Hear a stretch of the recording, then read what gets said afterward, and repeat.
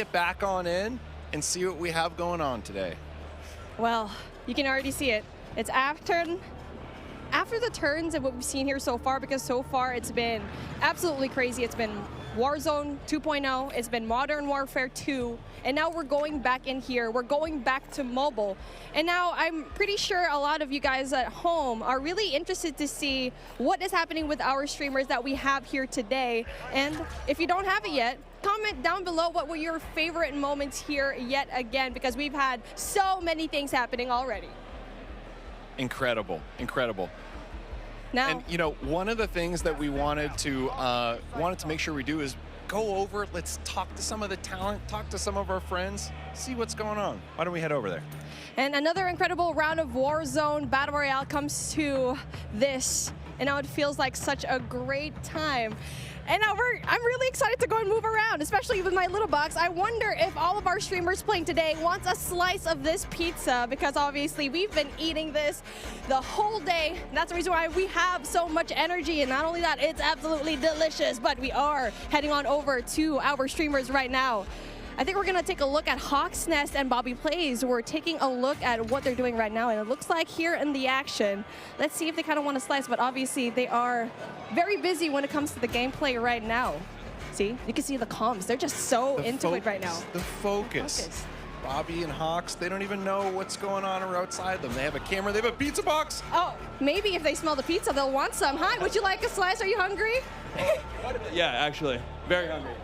Okay, maybe we can help them out later on with a slice of pizza. We can be your personal pizza holder. But we're moving on right now here to Bobby. I kind of want to ask him, so far, you're just walking inside, you're chilling. So where are you guys right now and what's happening so far? Well, there's a guy right ahead of us. I'm going to go ahead and die to him. Wait, no, I killed him. We're chilling. You know, we're just dominating. We obliterated Godsley earlier, and he didn't really stand a chance. Noah managed to outcamp us. Wait, there's multiple people, multiple directions. Oh my God, I'm probably dead.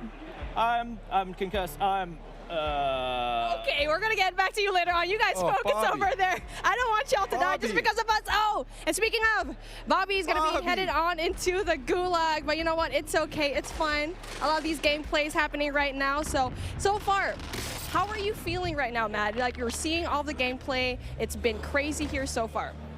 Great question. You know, feeling really good. Feeling really good. We still have so much longer to go in terms of development, but right now, you know, we know people are loving the game. We know people are excited to get in there, and more than anything else, at this point, we want to make sure the moment-to-moment action is just good.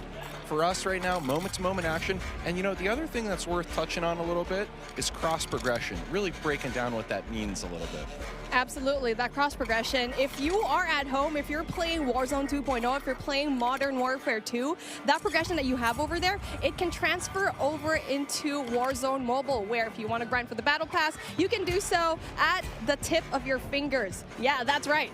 If you have things going down at home, you can definitely bring it down into wherever you are. If you're on the car, you can grind for it. So again, so many new things. And for me, I think it's such a revolutionary thing for this to happen. Yeah, exactly. You know, we were talking the other day around like, well, what does that mean? If I'm a player, cross progression, how does that benefit me? And there really are a handful of experiences we think are just made better by cross progression. So I want to talk about those just for a little bit. The first one is, let's say I'm playing for, you know, a couple days. We have some new functional weapons that are unlocked. If I'm playing on console or PC or mobile and have a long session, maybe I, you know, do pretty well, then I unlock that functional weapon. That time investment that you just made, that now carries over to all the other platforms, regardless of where it happens on. So think about the time save there.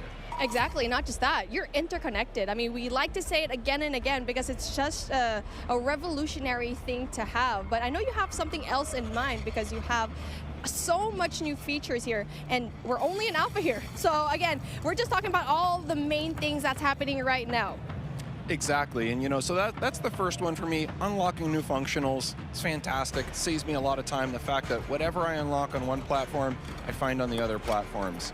The second one for me that I think really is just super cool and also is very player friendly, which is one of the things super important to us, is shared battle pass. So let's say I've leveled up the battle pass, on one platform. Say I'm playing on mobile, had an awesome session with my friends. The next day, all that progress again carries over. So the stuff I've unlocked and my level, just those benefits now kind of really carry over with me. And the final one I just want to talk about for 1 sec. Let's imagine over the years I've built up a group of people. Now some I know in real life, maybe others I've met playing. That friend group, so the chats and the larger social experience, now they're going to carry over across platforms and across our sessions. Why are we doing this? We're doing this because we can, honestly. Other games can't. And also because we just think it makes for a better social experience. And now that social experience is definitely really important because it's the first time that we can cross over finally from mobile to PC and console. So if you're playing a game, you can literally just call up your buddies, message them, and there you go. They're gonna know you're playing. Hey, what are you doing? I'm playing Warzone mobile right now. No way, you're playing us from your phone. That is just absolutely revolutionary stuff. And so with things like that, I'm really excited to see how it progresses later on into the game and really just excited for its launch. And now, speaking of, we're taking a look at our duos yet again. So we're going back into the gameplay where we're taking a look at Jokesta. And with everything so far, I don't think we've touched up on vehicles that much anymore. So, I mean, yeah, the ATV, you got it right over here. You have the classic vehicles that we got to see in Verdansk the first time. Exactly. One thing I love about the Verdansk vehicles too, a lot of differences. Helicopter, slow trucks, fast, quick ATVs. You really have the whole experience. There's nothing better for me too than helicopter. I don't know about you, but I'm a helicopter person. I agree with that. I mean, it's the fastest route to go in there, but if you need to be ready, you have to go and drop right now. Especially if there's going to be a javelin just pointed at you, you make sure that you get out of the helicopter ASAP.